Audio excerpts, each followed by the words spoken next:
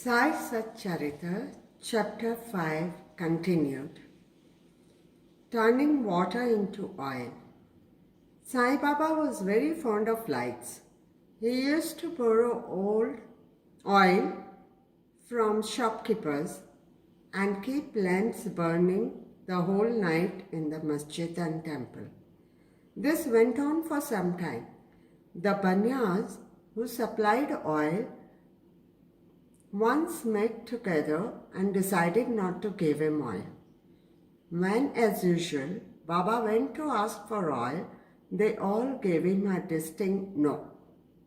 Unperturbed, Baba returned to the masjid and kept the dry wicks in the lamps. The Banyas were watching him with curiosity.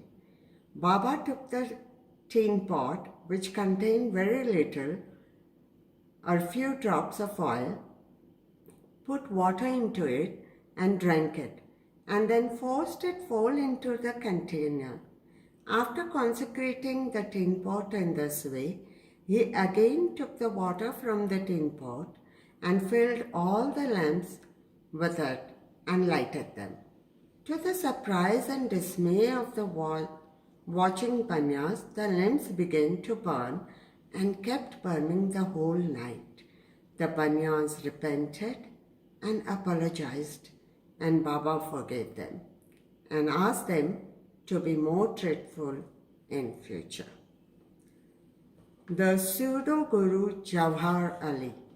5 years after the wrestling bout, the above-mentioned one fakir from Ahmednagar by name Jawhar Ali came to Rata with his disciples and stayed in a spacious room near Veerbhadra temple.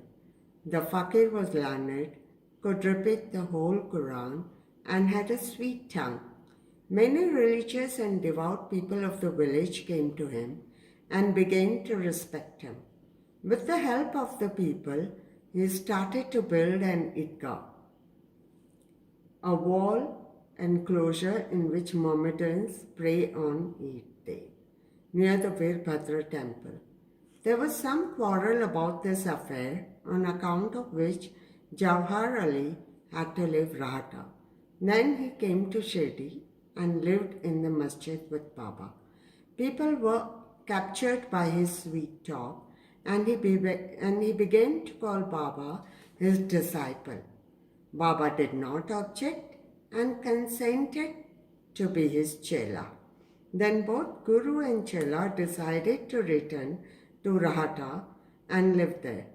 The Guru never knew his disciple's worth, but the disciple knew the shortcomings of the Guru. Still, he never disrespected him, observing carefully his duties. He even served the master in various ways. They used to come to Shirdi off and on, but their main stay was in Rahata. The loving devotees of Baba in Shirdi did not like that Baba should stay away from them in Rahata, so they went in a deputation to bring Baba back to Shirdi. When they met Baba near the Idgah and told the purpose for which they came, Baba said to them that the fakir was an angry, ill-tempered fellow. He would not leave him, and that they should better go back to Shirdi without him before the fakir returned. While they were thus talking, the fakir turned up and was very angry with them for trying to take away his disciple. There was some hot discussion and altercation, and it was finally decided that both the Guru and Chela should return to Shirdi. And so they returned and lived in Shirdi. But after a few days, the Guru was tasted by Devidas and he was found wanting. 12 years before Baba arrived in Shirdi with the marriage party, this Devidas, aged about 10 or 11 years, came to Shirdi and lived in the Maruti temple.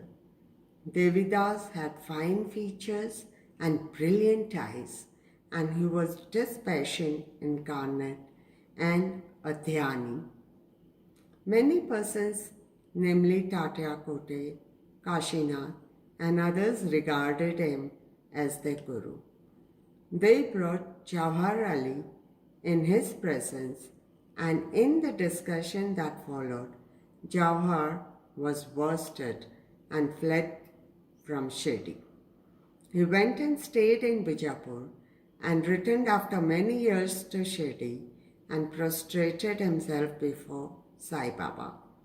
The delusion that he was Guru and Sai Baba his Chela was cleared away, and as he repented, Sai Baba treated him with respect. In this case, Sai Baba showed by his conduct how one should get rid of egoism and do the duties of a disciple to attain the highest end, namely self-realization. This story is told here according to the version given by Malsapati, a great devotee of Baba. In the next chapter will be described Ram Navami festival, the masjid, its former condition and later improvement in it, etc. Bow to Shri Sai. Peace be to all.